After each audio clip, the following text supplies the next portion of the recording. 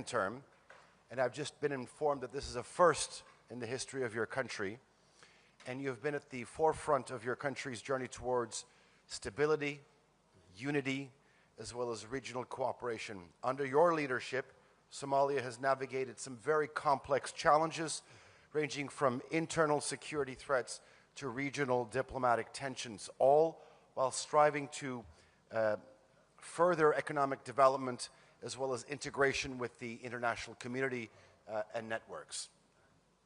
This ADF talk will focus on the President's perspective on the shared global responsibility to confront security threats emerging from fragile regions, particularly highlighting the interconnected crises of terrorism, political instability, as well as underdevelopment. Mr. President, I do have a confession to make. I'm very much against ChatGPT. But I was on it for about half an hour ago, and here's what I typed in. I said, what does the average person know about Somalia? And I want to read out its response, okay? The average person would say, Somalia, it's in East Africa, right? I think it's had a lot of conflict over the years, civil war, piracy. I've heard it's had a problem with terrorism. Let me ask you, what is the current situation in your country like today?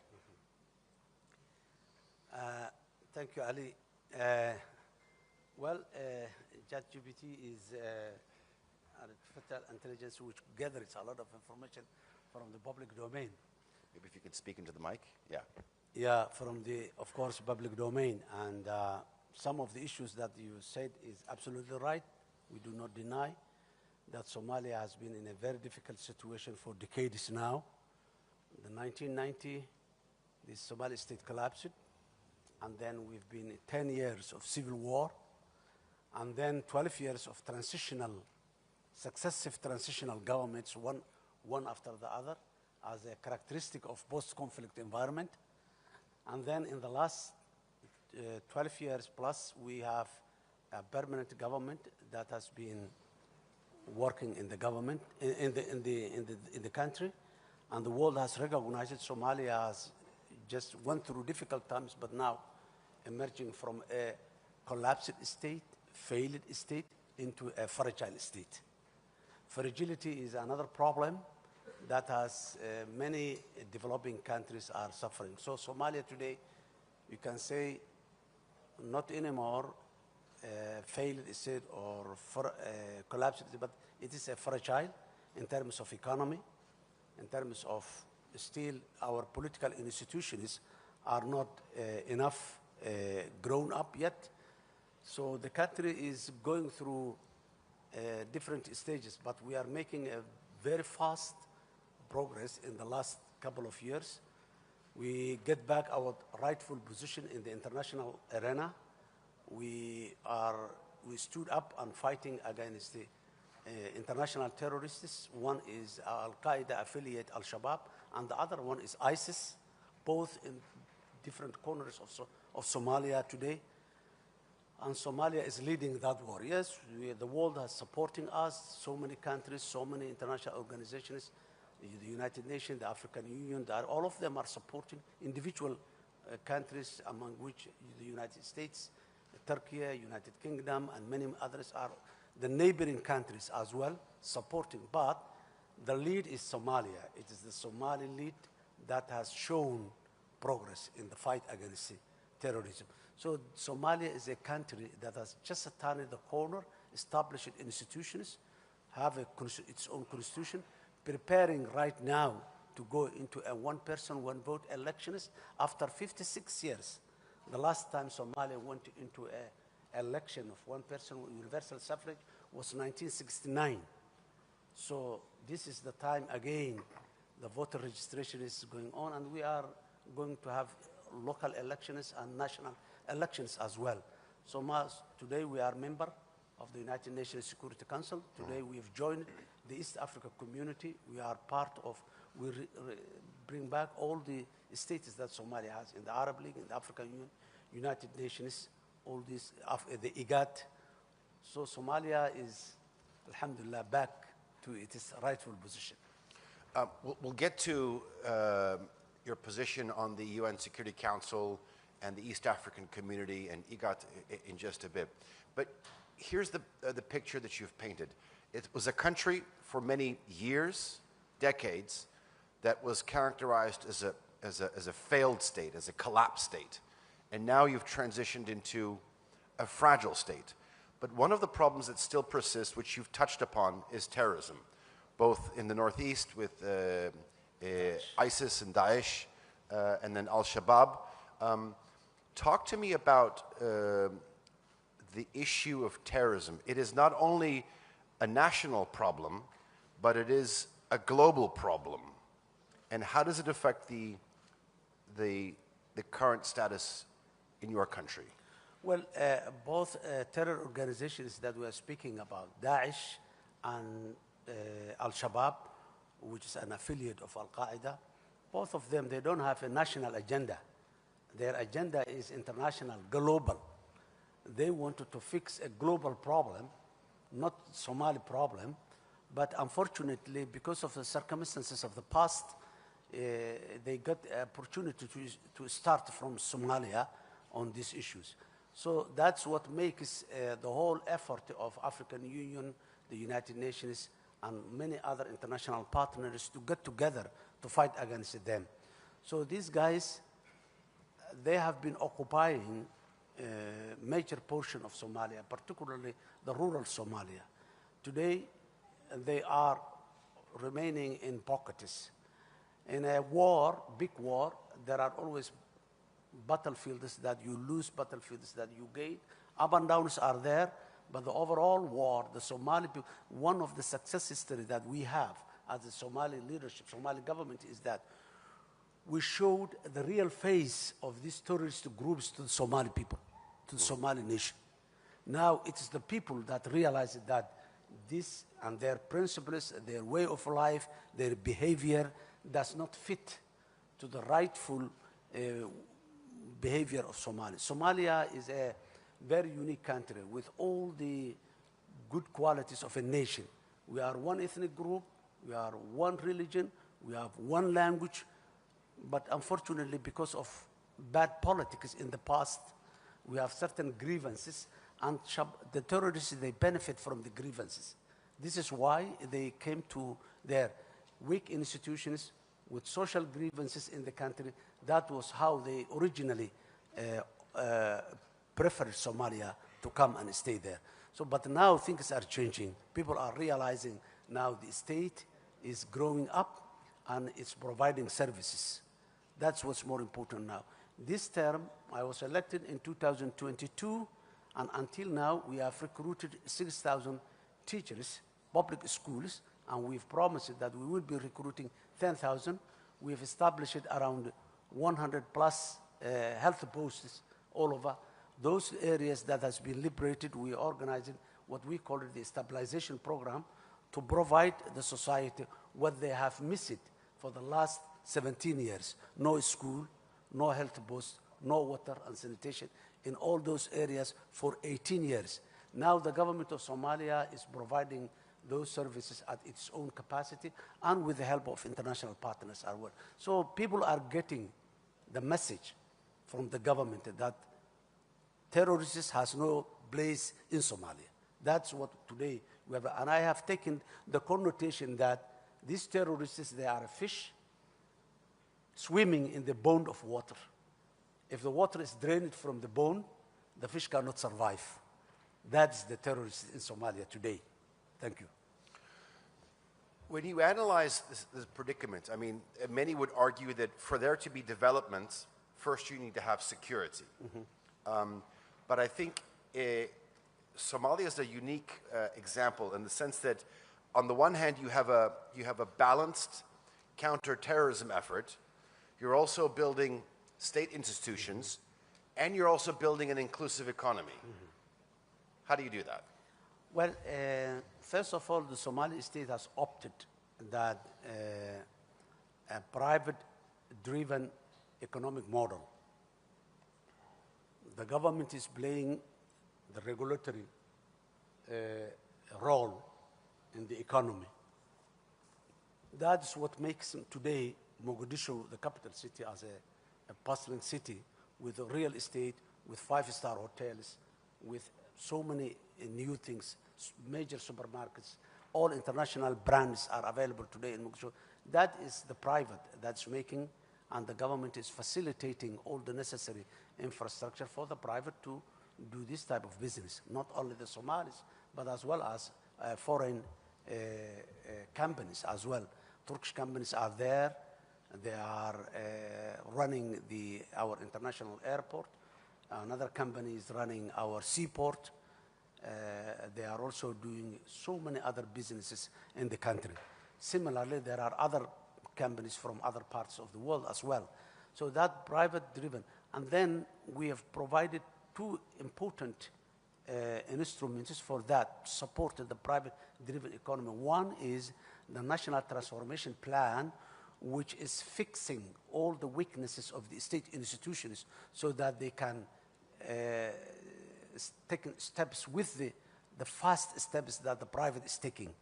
The National Transformation Plan is a delivery based from the government side so that the private entities will have all the necessary facilitation that they need in order to do the business. That's number one. Number two is we established a long-term vision, a vision we call it the Vision 2060.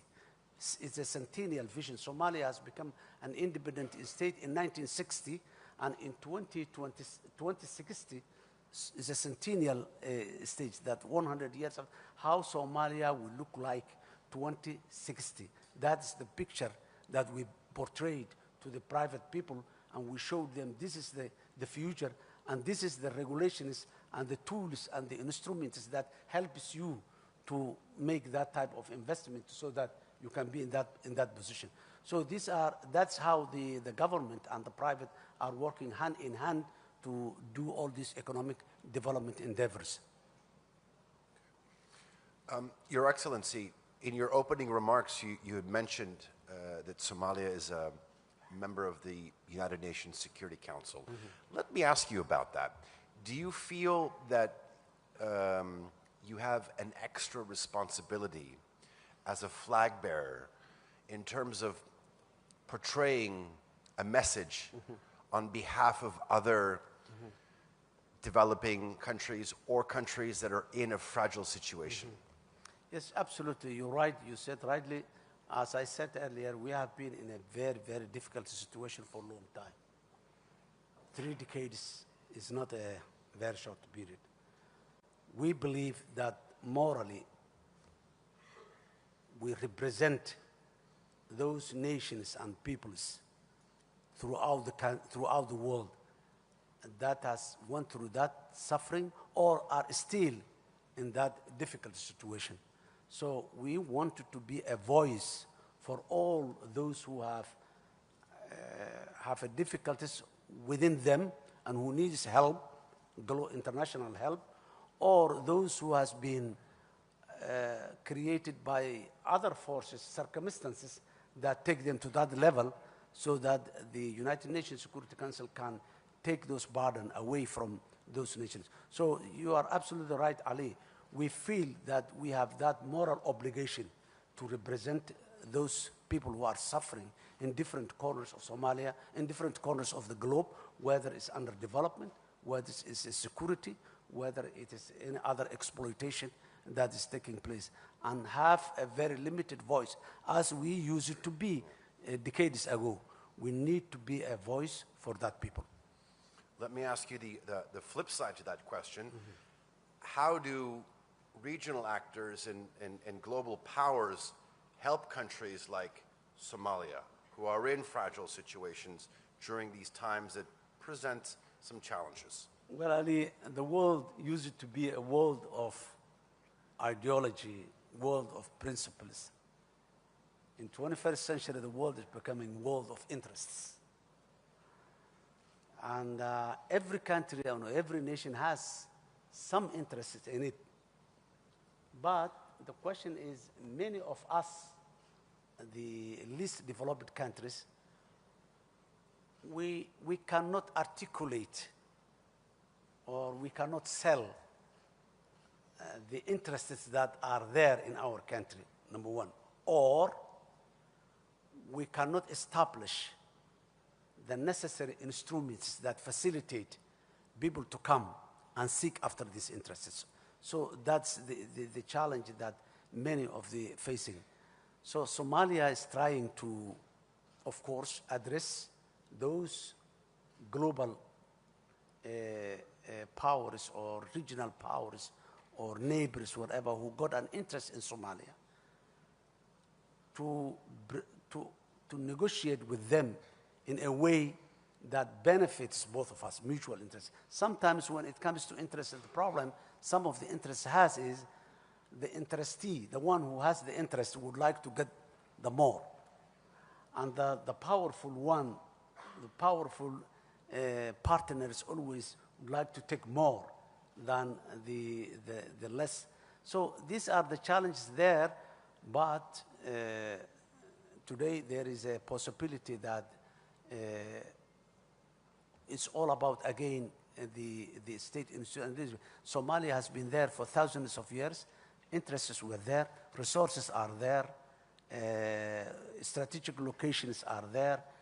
But the world has not focused to Somalia as they are focusing today because of the state institutions, the leadership that presents what benefits the world can have Somalia. We cannot be only a recipient of aid.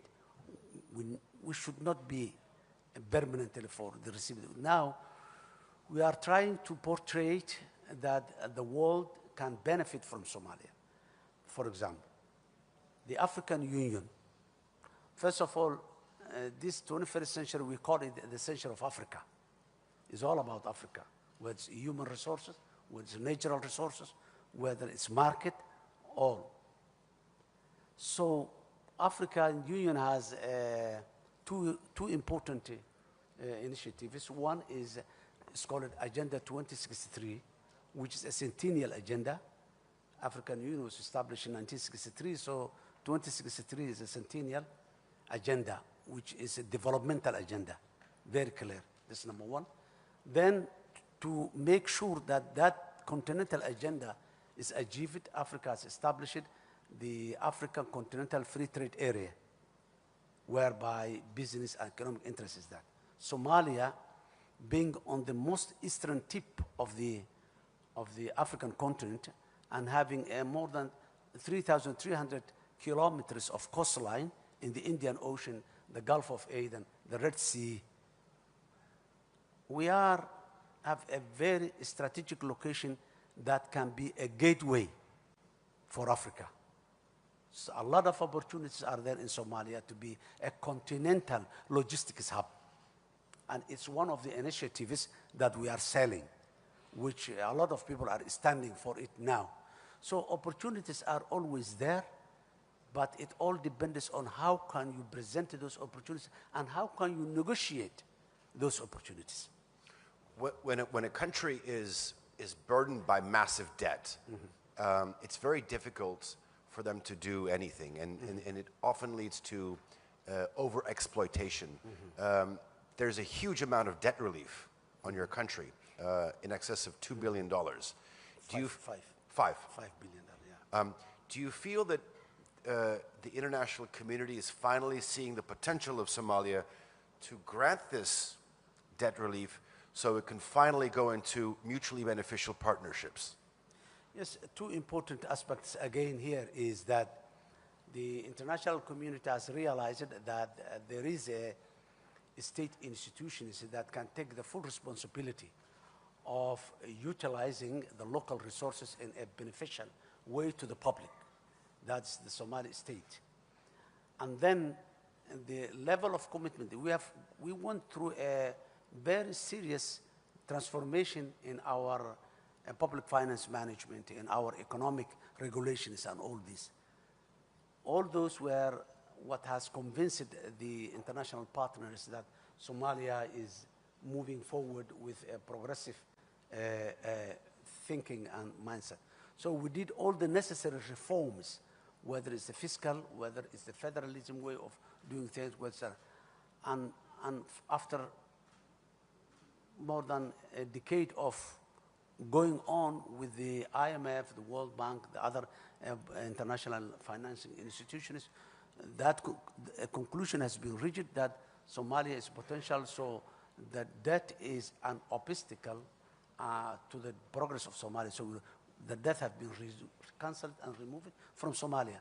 More than a year, almost a year, more than a year now, we are without any debt, but we didn't take any loan for that time, because we make a decision in our government that we will never take a loan unless we are sure that the loan we are taking will pay back by itself, or if the loan is for public service and public utility, that the government has other sources that we don't want loans to be accumulated again, and in a very short period of time, again, we go to the world and ask for debt relief. That's what has happened in many other countries. Based on that experience, Somalia, we are avoiding so far to take a loan unless we make sure that the country is secure enough, that the production sector and the economic sector is moving very fast, that we can pay back the loans that we are taking. So it depends again on the strength and the potentiality of the public institutions of any country to make sure that no more debts will be.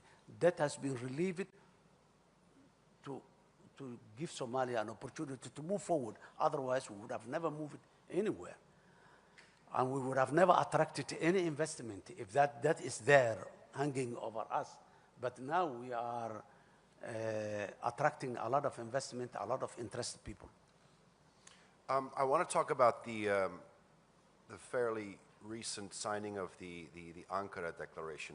Obviously, this marked a significant step forward in relations between Somalia and Ethiopia over the Somaliland port deal. I want to get firsthand some key factors that went into this, and in terms of how you envision future relations between Somalia and Ethiopia. Well, as you rightly said, Somalia and Ethiopia are two neighboring countries. We have close to 2,000 kilometers of border, and we have a lot of commonalities. We have common people, we have common culture, we have, in some aspect, we have common language in some level. And we have a very long history of 700 years. This history was not a good one. It was a very violent history. The crusade, the jihad, and all types of things. And that history has ended in 1990 when both the Somali state and the Ethiopian state collapsed after all these long wars and all this. From there onward, we have been moving. We, from our side, from Somalia, we realized that that cannot be continued. Hostility, conflict, building. Both of us, we are poor countries. One of the main reasons why we are poor countries for the last 1 century, we always have been building military. All our revenues, all our income was focused on building a huge military. Somalia has built one of the strongest army in the African continent in the 1960s, 70s, and 80s. Ethiopia did the same. And that build-up of the military was the main reason why the states collapsed later on. Revolution after revolution, coup d'etat after coup d'etat, at the end, the states collapsed. So we're working together. Misunderstandings comes up here and there when neighbors are there. But now the Ankara Declaration has opened a new door for the future of our two countries. After the Ankara Declaration, I visited Addis Ababa and have a very good discussion with the leadership there. And then after that, the Prime Minister of Ethiopia has visited Mogadishu as well, have a very good discussion and dialogue. And then after that, even there is a lot of exchange of important and very VIB individuals on teams on both sides. And we are very much hopeful that the Ankara Declaration will be the opening door for a better future. But the discussions are still going on. We have another meeting after that here in Turkey, and we are going to have soon another one. So discussions we are going on, and what we want is that we don't have, from our side, Somalia, we don't have the leisure of conflict anymore. We don't want to conflict with our neighbors. And we have a motto that Somalia in peace with itself and in peace with the world. So we wanted to live a peaceful relationship with our neighbors and with the world in general. Sounds very similar to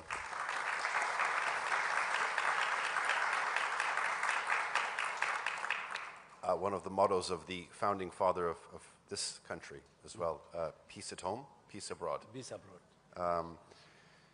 Mr. President, if you were to allow me, there's a lot of interest to your panel, and I know that we have some journalists who want to ask you some questions. If you have any questions for His Excellency, if you could maybe stand up. Do we have a microphone? Yes. Maybe yes, over here. Thank you so much, our brilliant moderator, Mr. Ali Jan, and Your Excellency. Thank you so much. Maybe if I begin with a quick banter about the ChatGPT, maybe the information that I will be gladly able to share is that Somalia is the founding member of the Organization of African Union, which is now the AU, and at the same time it is the first non-Arab country to join the Arab League. So it's a nation with a lot of history, and His Excellency has outlined it so well. So to begin with my first question, since you are in a diplomatic forum, I will start with the part of the diplomacy. Looking at the Somalia-Turkey relations, which had started previously from humanitarian development and is currently at a win-win cooperation. We have the oil exploration, we have the business partnership, economic and security. How do you assess this success for the people of Somalia and for the world as a model of cooperation? And what is your future expectations of this? My second and final question, Your Excellency, and our moderator is, last year we witnessed the Turkey-led Ankara Accord between Somalia and Ethiopia. And we've seen your subsequent visit to Addis Ababa, heightening cooperations between Somalia and Ethiopia, de-escalating the tensions.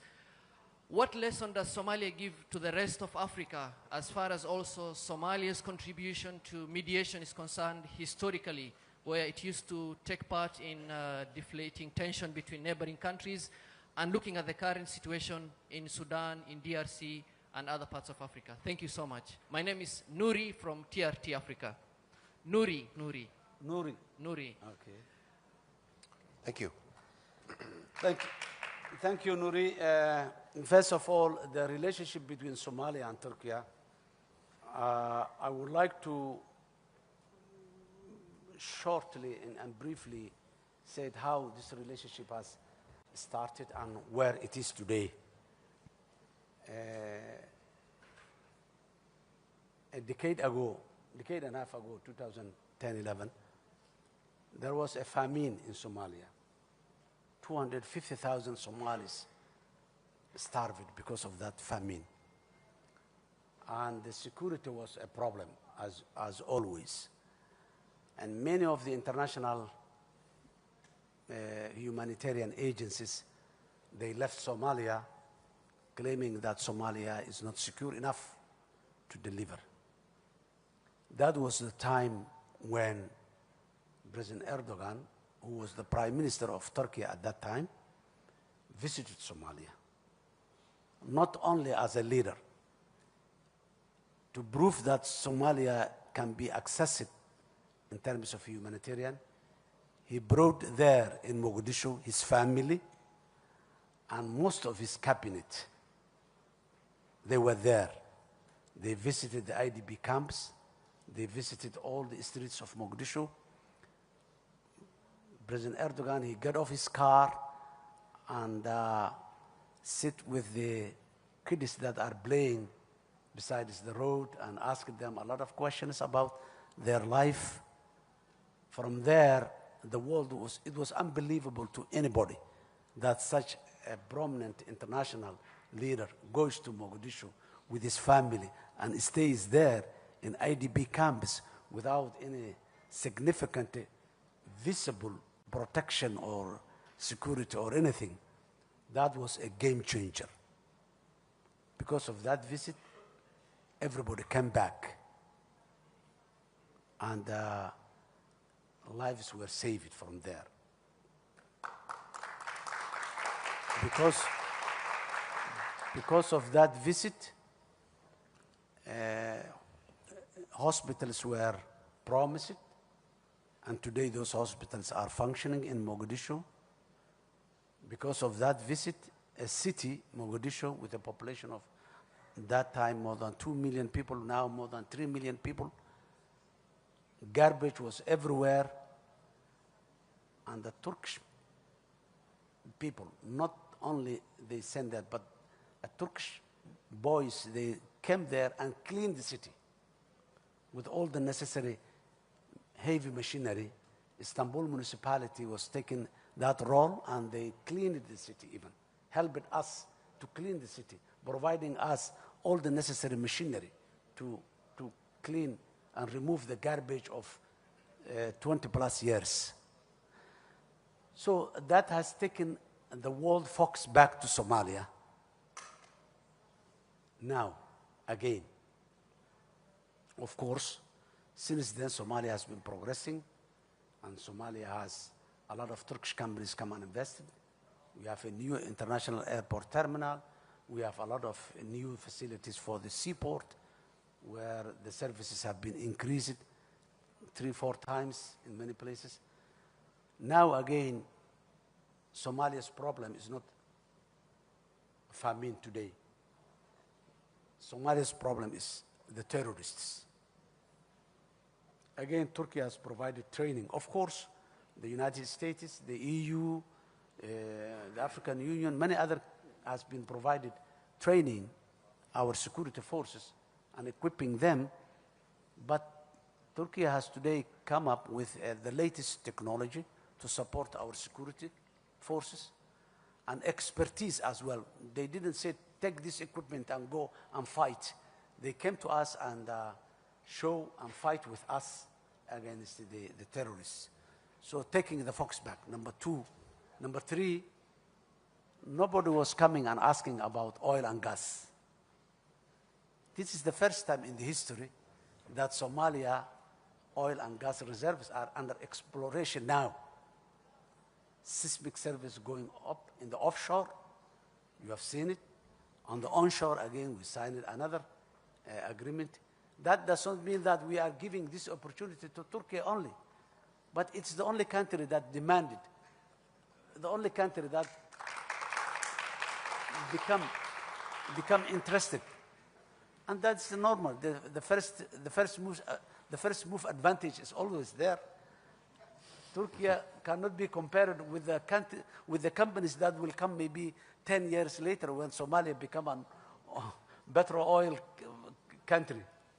So that is the relationship between Turkey. And when there is a conflict between Somalia and its neighbors, Turkey come to mediate and, of course, make the settlement. So Turkey and Somalia has a genuine partnership based on mutual interest. Okay. Mr. President, I think maybe perhaps swiftly move on to the second part of the question. I think it was, what are some lessons that other parties can learn in terms of conflict resolution with your negotiations surrounding the Ankara agreement? I think the country, it was the DRC that you gave. Yes, the same he said, the Ankara Declaration. The Ankara Declaration has come out of the genuine mediation that Turkey has made. It was not an abrupt, it was a process that a Turkish delegation visited Addis Ababa, they visited Mogadishu, they talked to us a lot of different teams come. It went through a process.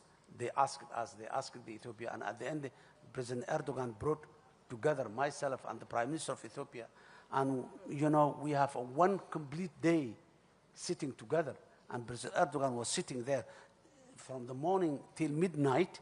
We were sitting together, and at the end we strike that deal. We were happy. Ethiopians were also happy. So that's it. What lessons can be learned is that, number one, you need an honest mediator. mediator that has no vested interest in other than peace.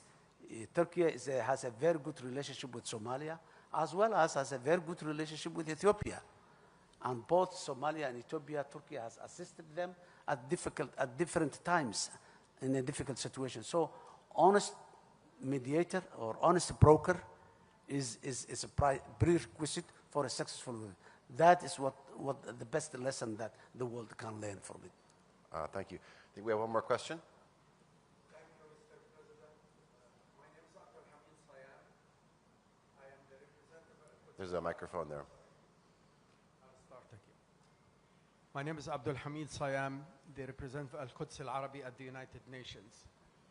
And I commend the Ambassador Abu Bakr Osman and his speeches on Palestine at the United Nations. There is a talk about recognizing Somaliland in the north. If they accept the deported Palestinians to settle in Somaliland, it's a challenge for your country and for the Palestinians and for the world that should be controlled by international law, not by the law of the jungle, as some major power trying to advocate now.